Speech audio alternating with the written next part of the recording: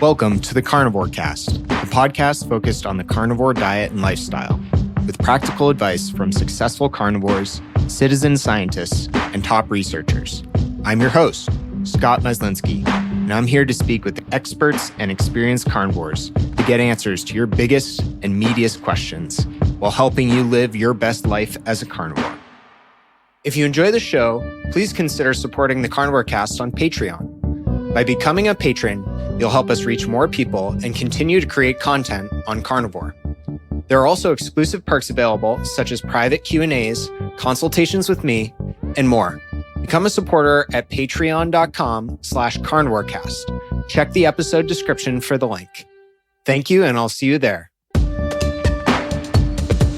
Eric Reynolds uses a meat-based carnivore diet to recover from PTSD and drop the last of his extra body weight.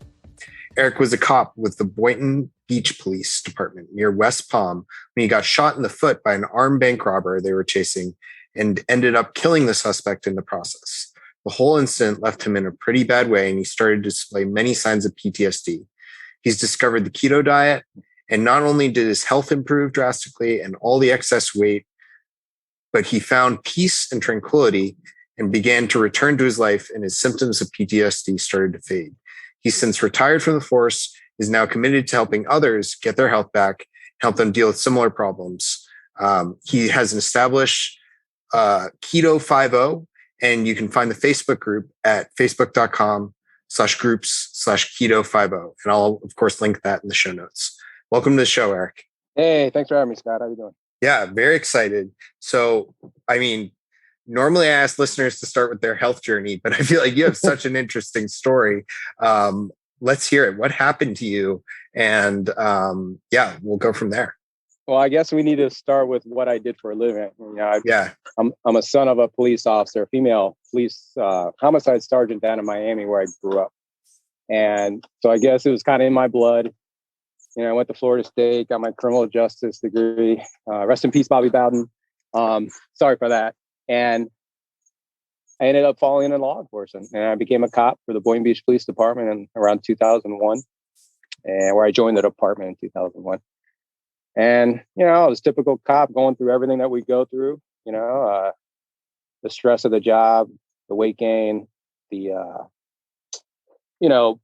sadness of the job in itself, and all this crazy stuff. The exciting parts, catching bad guys, it was typical cop career. I did different specialty units, from bike units to jump outs, and I ended up in evidence for a little while. But back in June 12th, 2012, I was involved in a shooting with an armed bank robber that had crashed his car in a car chase, and we exchanged gunfire. Officer Monroe and I did, and I think we fired over 30 rounds into the vehicle because he started shooting at us first, and we ended up killing the suspect. And then I realized I had been shot through my left foot and I'd taken a graze off my right shin. And, at first it was all cool. Hey, you killed a bad guy. Awards, you get invited to Washington, D.C. And we got several awards, which were awesome. We were very honored. I'd like to think most guys in my situation would have done the same thing, And recovery took about, I think, 3 months at home. And then I ended up back on full duty, and I wasn't the same anymore. I was like, every call I had this anticipation of, some stuff was going to go down again. And Scott, I can tend to ramble. So if you want to cut in, just let me know. No. Okay. This is great. Keep going. Okay. So, I would go to a call and see a bicycle on the side of the house with an alarm, and I would already anticipate with a burglar in the house. He's armed, get ready, and it would turn out to be the homeowner's bicycle. Just, it's a false alarm. That's how it was. But I couldn't come down from stuff like that. And I battled with it. I finally got an evidence job, a desk job, but I was still having issues. I was still gaining weight. I was drinking too much. But I always worked out. I played high school sports, played basketball, and lifted weights all the time, but I still had that big, burly gut coming in. And then eventually I went, started seeing my doctor. You're in your 40s, and he started telling me about my cholesterol, and never once told me, lose weight, I was obese at this point. I was like probably 235 to 245 pounds, and I think around 2000, let's see, 15, I saw some therapy through a psychologist through workers' comp, and he helped me learn how to dance with it. It was stuff going on with my brain and my central nervous system that happens to anybody. It goes through any type of trauma. There's different levels of it. And, I guess the fear of dying, being a father, being a husband, being a son, all this stuff, it does catch up with you. And the diet's not helping at the same time, And I think 2017, 2018, around that time, I saw, actually 2016, I had a cop buddy of mine pass away not in a line of duty, but he was jogging. He was a canine officer, Joseph Crowder. And we'd been through the academy together. We even caught shoplifters together for, retail security before we were cops. And he died jogging, man. He was in really good shape. And going to his funeral, I barely fit into my fancy, uniforms that we wear for some of those occasions. And my wife even rubbed my belly and was like, "Daddy's got a belly." And that was just horrible. And then going to the funeral, so I started really looking into myself and what's going on with my body. And I had a friend of mine, he recommended looking into the ketogenic way of eating. And read up about it, didn't understand the fat, they don't educate us on that, So I think I started reading about it. And then I saw like movies like Magic Pill. Then I started seeing fat fiction, and then started reading some books from Dr. Ken Berry to, I think it was Nina Teicholz and Big Fat Surprise. And all of a sudden my eyes were just opening up to the whole nutrition and, the medical business. And I started losing weight. I think I lost 20 pounds in the first, I know you lose it fast, especially if you're as heavy as I was.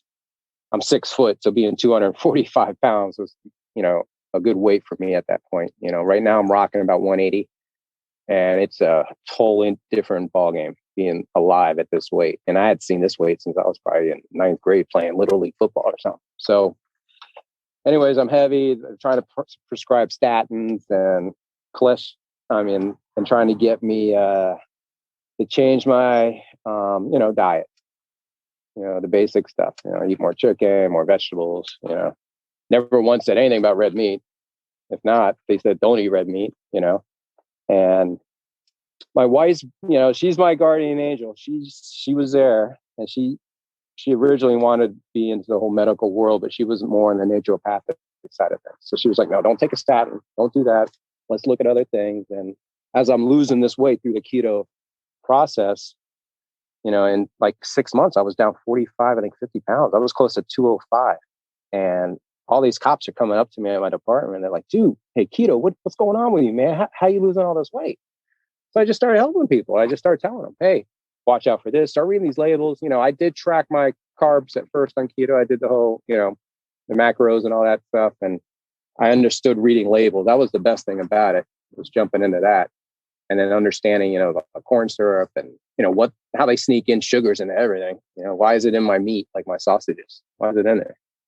So anyways, I did a calcium score test. I think it was 2018 or 2019. And I came back with, I think my numbers were like 1,500.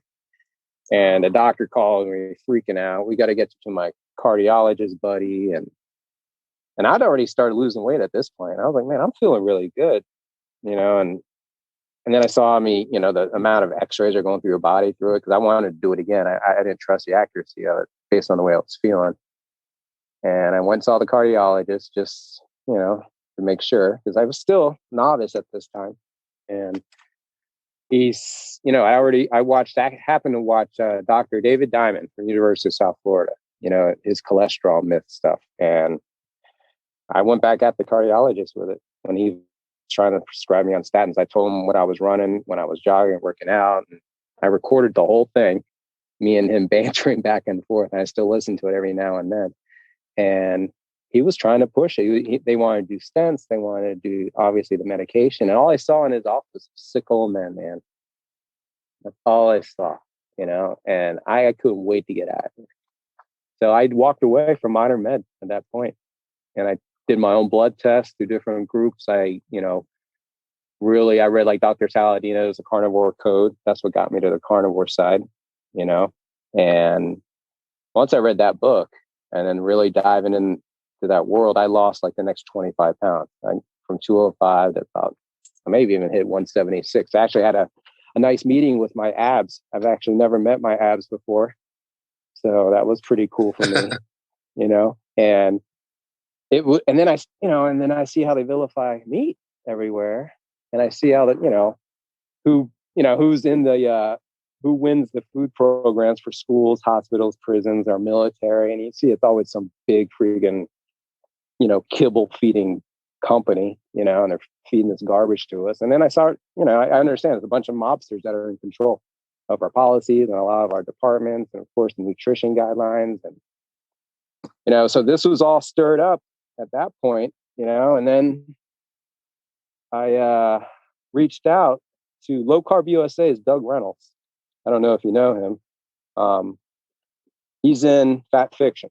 And I reached out to him to join Low Carb USA, just to join, as a free member.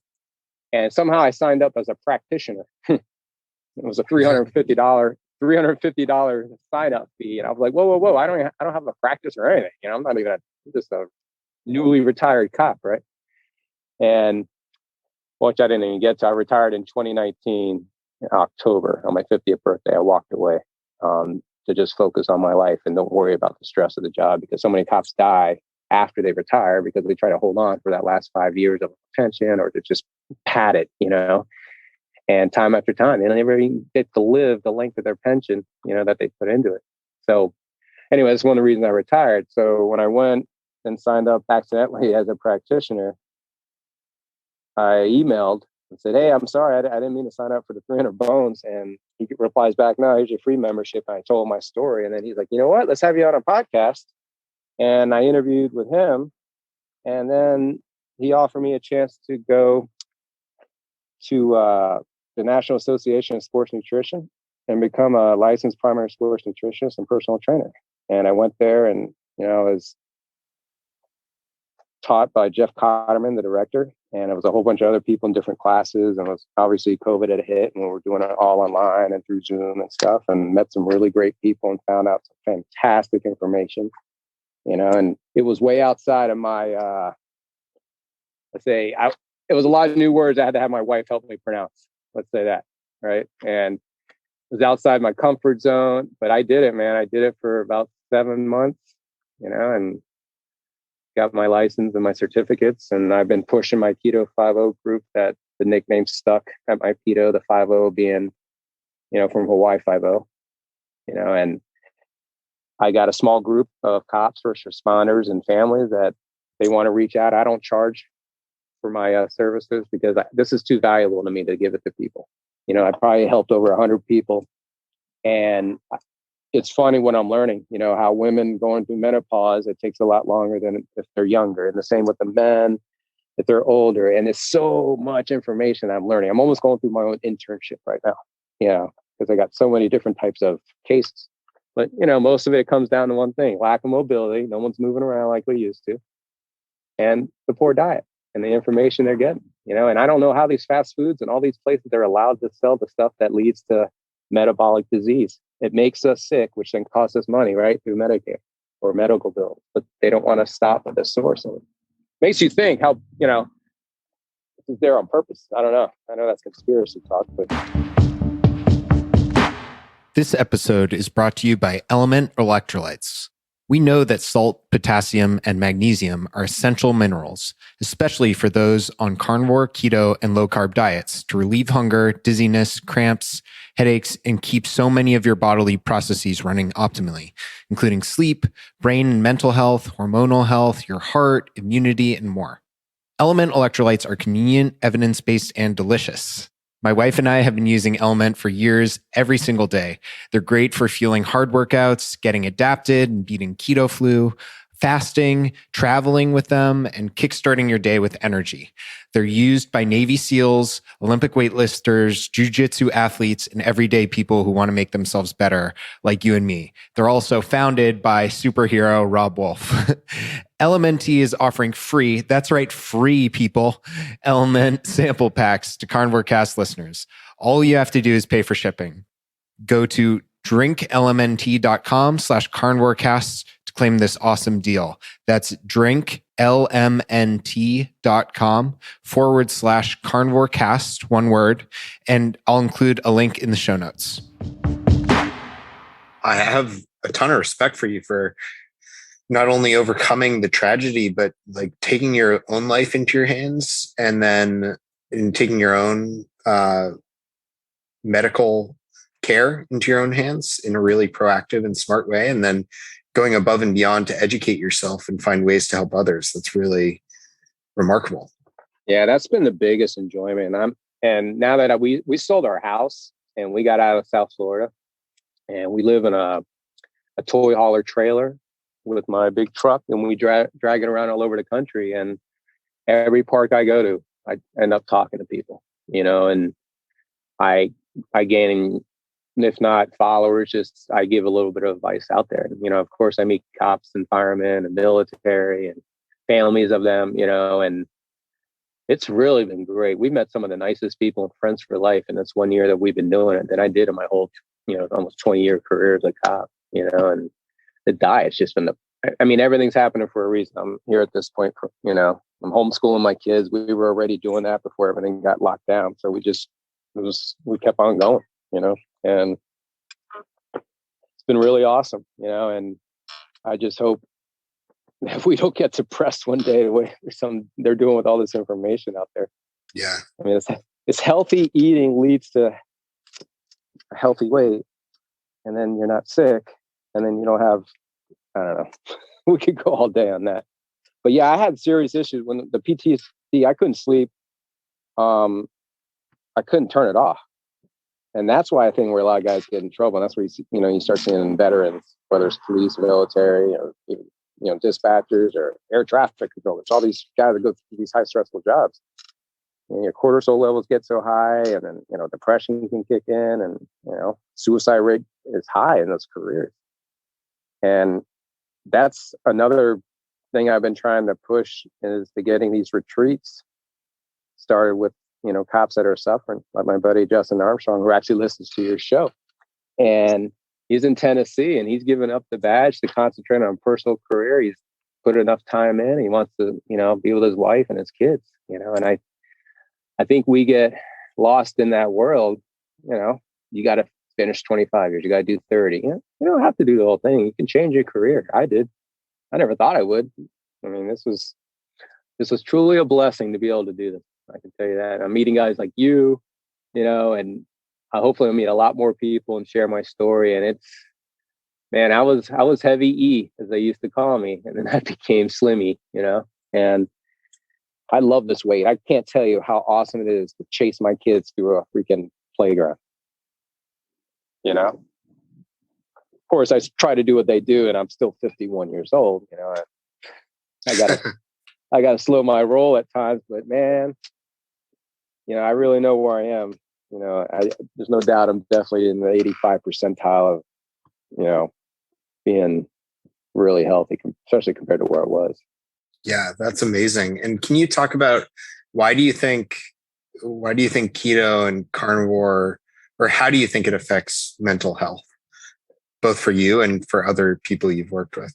Being in South Florida, there's a lot of, elderly and retired people that come down. So all through my police career, we had a lot of old people that would pass away, whether it's car accidents or old age or whatever. And the amount of medications and stuff we were seeing all the time, maybe really, very suspicious of pharma and doctors. And then we were arresting doctors for the whole opiate crisis, pill shopping and all that stuff that they were involved in. And so once I understood about nutrition and what keto and carnivore was doing with my brain, because we have a lot of Alzheimer's down there in South Florida. A lot of missing guys and ladies, unfortunately, get walking around, and we can't find them. It's a stressful situation. That's why we had to create the alert form, the blue alert. No, not the blue alert. I'm sorry.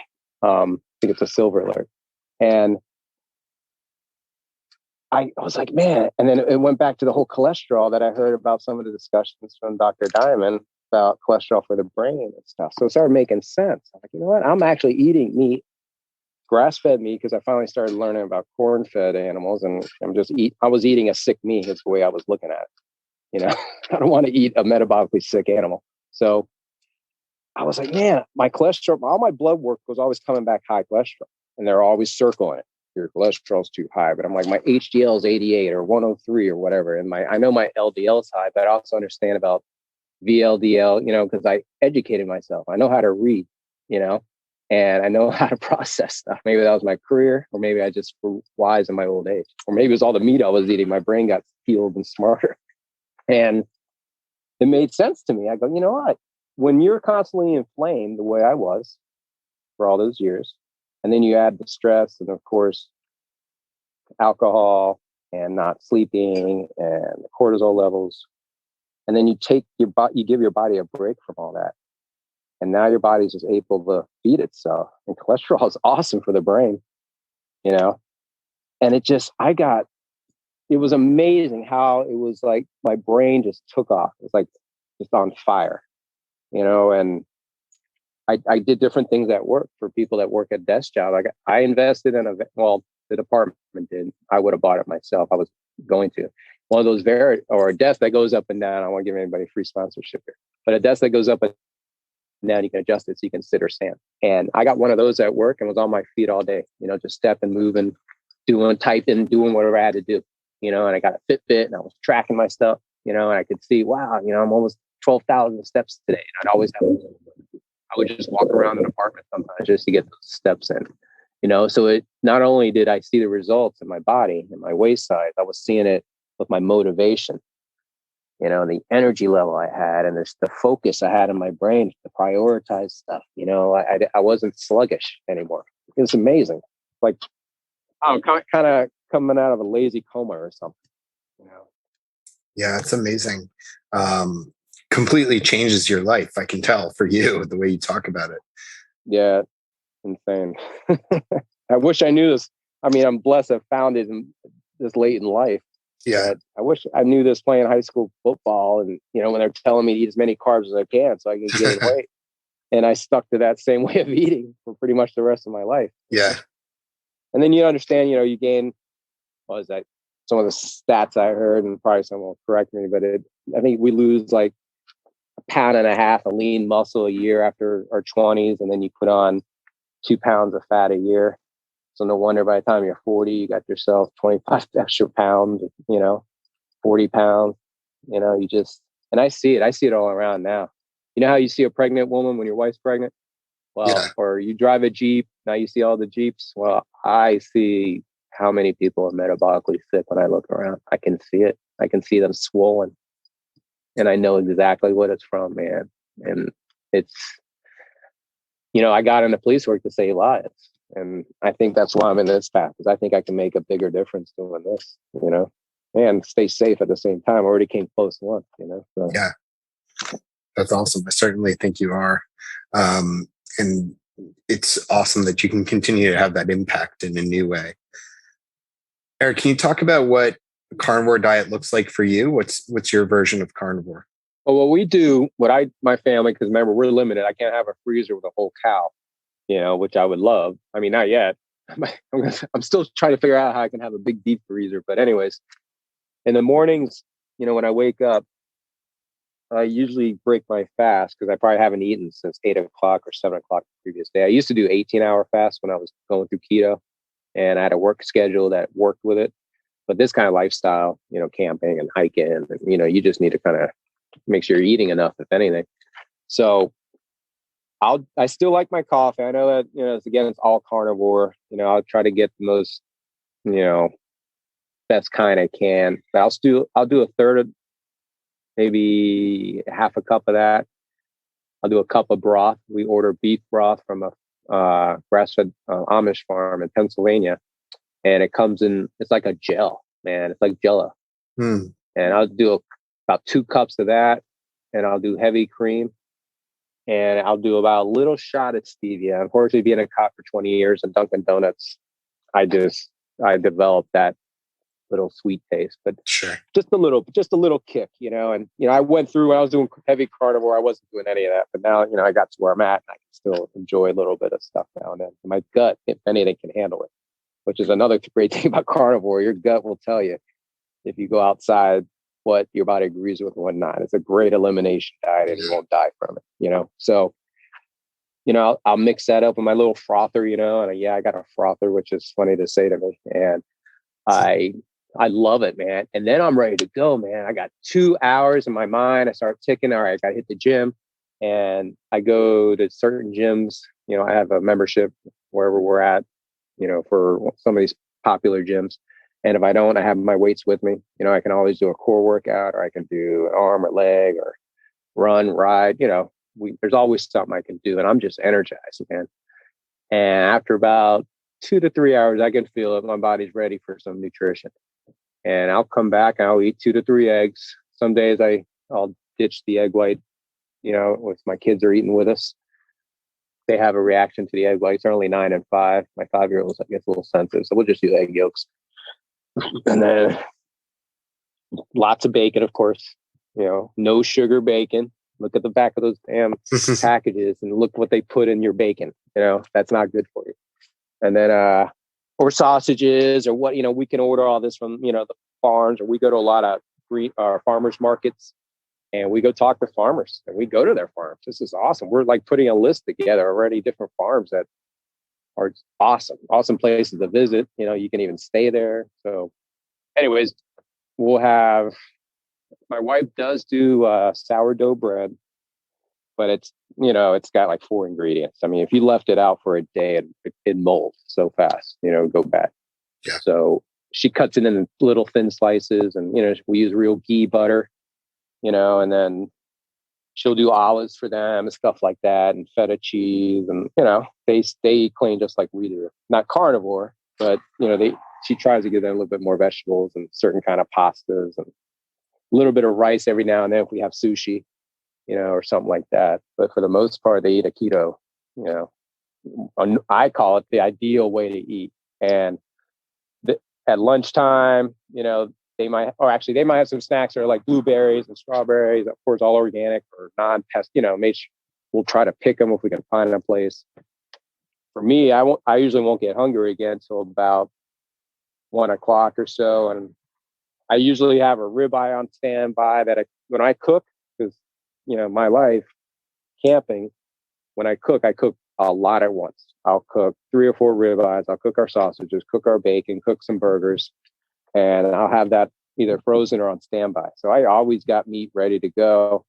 We do beef sticks, of course, no sugar and all that stuff. Pork rinds. Same with pork rinds. You got to read the back of those. They sneak in a lot of ingredients on those. Cottage cheese, cream cheese. I do a lot of supplements. I got a chance to talk. I don't know if you're familiar with ancestral supplements. Yep. I talked to Brian Johnson through some emails, and he's been really awesome helping me with some of my, because I had a hard time with organ meat because I grew up the typical American diet. Liver and kidney, all that stuff was rough, and Dr. Saladino was always talking about, organ meat, but I had a hard time with it, but these supplements were awesome. I was able to try to, I know it's not exactly the same, but it was the next best thing in my mind compared to the other food options I had. So once I started taking the supplements and dinner time, I'm usually not that hungry, but I'm cooking. It'll be one of those types of meats I have. I rarely eat chicken. If we do, we'll eat like chicken thighs, or get the whole quarter, and we bake that. I do love chicken wings. I go out, obviously go watch a game or something with the guys. I'll get some chicken wings or something like that. Once in a while, there is a cheat meal that happens, but I've worked to this point, and then I'll feel a little bit rough the next day from it. I'm like, why'd I do that? But yeah, that's about all I do, man. And, if I have any cocktails, I don't use anything with sugar, of course. I'll have like vodka and mix it with sparkling water or something. I stay away from the beers for the most part. And, CBD oil, what else can you say? Yeah. Yeah. Seems like you have something that's working really well for you. So that's awesome. And one of the biggest things is giving up the job, retiring. You get out of that life. And it could be with anybody in hustle and bustle life, you know. I'm getting a chance to grow up with my kids. This is awesome, you know. I mean, and my mind's right. I'm not sick. They're not having to take me to doctors in 10 years like almost all of us have to do with our parents, you know. So that's where I'm at with this. Hopefully to spread the word, you know. And how about your family? How have they felt about changes to your diet, and how do they eat? I don't think they my wife and my family never really realized how heavy I was. Right now, they're like, "You're too skinny," and I'm like, "No, this is what I should have looked like my whole life if I was ever educated, or if I would have taken control." It's my own ignorance, you know. I should have looked deeper into it, you know. I'll look up stats of a football game from 1982, but I can't look up something, you know. That's my own fault, you know. So you know, what was I going to do? They feed me pizza and freaking chocolate milk in school. I thought that was the way to go, you know. But my family, once my brain got a little bit better and I wasn't as tightly wound up, they loved it. And then they're on this journey with me. Yeah. You know, my kids are outstanding. You know, they are healthy and they're super smart and athletic. And I see it. I see where I was at 10 years old in 1980. And then when processed food and the, you know, corn syrup industry got into our foods, and I saw what I looked like in 10 years. I was obese, you know, and I see my kids now and I know that they already know. We educated them about it. And I have them reading labels when we go in the stores. I'm like, see this? It says it's all that freaking plant-based crap that they're trying to sell as meat. Oh, look at all this. Oh, there's like 27 ingredients. I go, what does this one say? He's like, beef. I go, which one do you want to eat? He's like, the beef. I go, you know, it's insane. And then of course, the big picture, you see them, you know, vilifying it all the time. My kids they're gonna have their PhDs in this by the time they're 15, you know. And that's how I'm gonna spread the word with them, because they have kids already asking them, their friends, hey, you know, how are you able to do that? My son's name is Killian. And Killian, how can you do that? You know, and he's like, I just do, you know, I eat right. And then he'll start telling kids they shouldn't be drinking High C Kool-Aid or the Capri Suns. And the kids will actually try to tell their parents, but I feel bad. A lot of the parents just don't get it. It's not their fault, but they were like me, you know, like 3-4 years ago. Yeah. That's really cool. Do you think you'd ever introduce more plant foods to your diet, or are you happy with what you're doing now? Man, the way they're forcing it on us, I keep looking. I'm like, is there anything out there? Like, I'm trying jackfruit. I'm like, oh, I don't know, you know. Yeah. But you know, I'll add I still do cauliflower and avocados now and then. You know, that's what's great about where I'm at now. Now my body knows how to burn fat for energy. And then when I do step out and have a little bit of carbs, whether it's through, you know, if I go to a diner and I have eggs, sauce, you know, I'm not gonna lie, potatoes might be on my plate and I might have a few bites, you know, but my body handles, you know. And I'm also from Irish descent. Or I mean, I'm definitely very I'm a mutt. I got lots of different types in me, but it's very heavy Irish English. And for some reason, I can handle potatoes better than certain other things like rice or, you know, I don't know. I don't know if it's in the DNA. You know, certain foods, I believe, you know, certain people can eat red meat easier than others, you know. But yeah, then I always meet people like, oh, it's my family genetics. You know, we all have heart disease. I'm like, man, it's your freaking horrible food that's your freaking genetics. You know, they've only been keeping records of this, like real records that, you know, that's another whole scam. Well, the last 100 years, you know, maybe about diet. I mean, there's some guys that did stuff about sugar and stuff back in the day, but very limited information. Yeah. You know, what was it, Dr. Lustig doing his thing about sugar? If you put all the years of human existence into a 1-year calendar, we've only been eating sugar for a day. That's crazy. So it's just, I know we had sugar back in the days eating berries, you know, as wild guys or whatever, but I know what he's saying, all this processed foods and stuff like that, you know, we're just so new to it, you know, and you see it. I mean, everyone's sick, man. And then we know what's going on with disease right now. And when everyone's sick, everyone's going to get sick from something. and they never mention nutrition. They never mention it. Right. And talk about your coaching. What's that been like? What have you learned through coaching? I'm learning, like I was saying earlier, a lot with my clients. I hate calling them clients. I'm not, like I said, my friends. And biggest thing I'm learning, it's really a commitment. I think the whole family's got to be in. It's tough for you to feed your family processed foods that you're all in a habit of, and then you try to eat clean. It's just, some people can do it, but I like to talk to the whole families and talk to the parents of kids I meet and stuff like that, and just explain to them everything from what the sugars are doing to even their kids' insulin levels, and everything from why they get so hyper and they crash. I remember eating Pop-Tarts and freaking like Cocoa Krispies for breakfast. And by 9 o'clock, I'm falling asleep in class and teachers yelling at me. I mean, how am I supposed to stay? I just freaking was high, and then I just got off of it, and then they re-upped at lunch. I mean, it was just a complete cycle. Yeah. So when I talk to the biggest thing is I ask them straight out, I go, well, what's your crutch? What do you think it is? And they always say they don't work out enough. I'm like, that's not it. Yeah. You could lose significant amount of weight without working out. Obviously, you still want to move the body around, but just by changing what you're putting in your mouth, and the more you move around, the more you're going to want to consume some calories, because now you're burning calories. And I don't count calories. I don't use calories, but I understand it.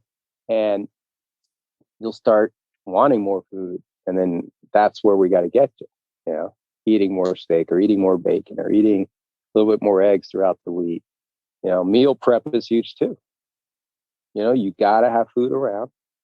You got to have like a goodie bag, pieces of cheese or almonds or whatever just to hold you to get to where you're going. I hate to say it. It's like you're a freaking addict and you're trying to like run away from sugar, and because what those, I think I saw a study where they processed these rats, and they gave the rat, typical American diet. And then they gave the other rat whatever rats typically eat, because I guess wild rats. So they dropped it in a big bucket of water, and there's like a little pedestal in the middle. And the first rat that never ate processed food got there in like 2.3 seconds. No doubt. He knew what he had to do, and he figured it out.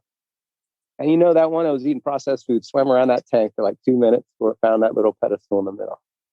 And it was just, that's what I try to, I try to recommend videos and movies. I try to recommend books. I show them my before and after pictures. I'll show them my blood work. I'm an open book. I want you to know how I did it so you can do it.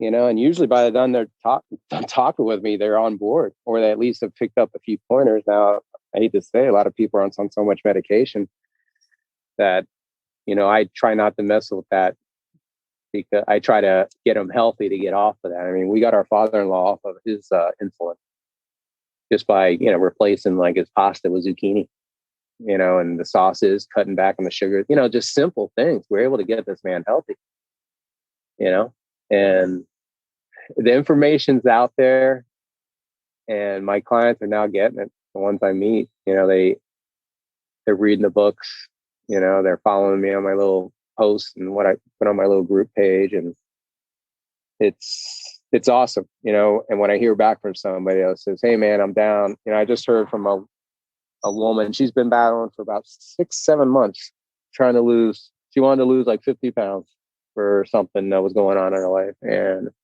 she finally hit me up and showed me like the picture on the scale, how she broke the weight number she wanted.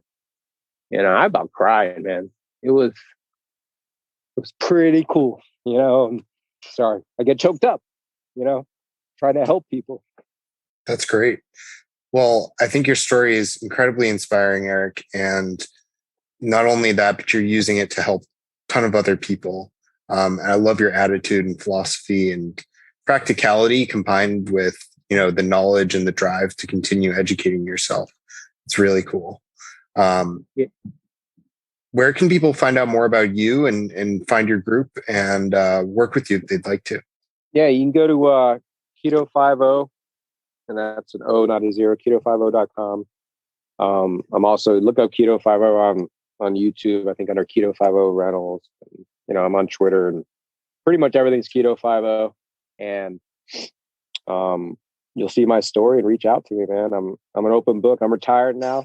So you want me to, you know, make a phone call, call me, you know, hit me up on a messenger. I talk to a lot of people, and like I said, I can help, man. I really can, especially these law enforcement guys. I know what you're going through. I know it. I've been there. You know, I walked in their shoes. And I did start a group called, another shameless plug. It's called Cops and Campers. And it's going to be retreats based, where we get together a few times a year. Cops that like to camp. It could be cabins, tents, you know, RVs, trailers, you know. You sleep in your car. All I care. Get out there. Come meet us. I want to have therapists out there. I want to have meditation. I want to have yoga. And of course, I want to bring out some of the big boys and the meat, you know, farms in the local areas. And let's have a freaking non-sugar barbecue, you know, and teach them how to eat, and just have, I don't know, guys like you come out and talk, and all these other people I mentioned, you know, just help these first responders, and all of them, not just cops. And it's starting to grow, this little Cops and Campers thing, you know, and that's going to be my passion at wherever we go. You know, I'm going to try and reach out and help guys. Very cool. Very, very cool. Well, thanks again for your time today, Eric. This has been fantastic, and wish you the best of luck. Excited to share this with people. All right, man. Thank you very much for having me. Thank you. If you enjoy the show, please consider supporting the Carnivore Cast on Patreon. By becoming a patron, you'll help us reach more people and continue to create content on carnivore. There are also exclusive perks available, such as private Q&As, consultations with me, and more. Become a supporter at patreon.com/carnivorecast. Check the episode description for the link. Thank you, and I'll see you there. Thank you for listening to this episode of the Carnivore Cast.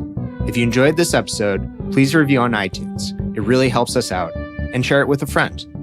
What questions would you like answered, or who would you like to hear from in the carnivore research community? You can find me on Twitter, Instagram, and Facebook at CarnivoreCast, or go to carnivorecast.com. You can also email me at info@carnivorecast.com. I'd love to hear from you. Until next time, keep it carnivore.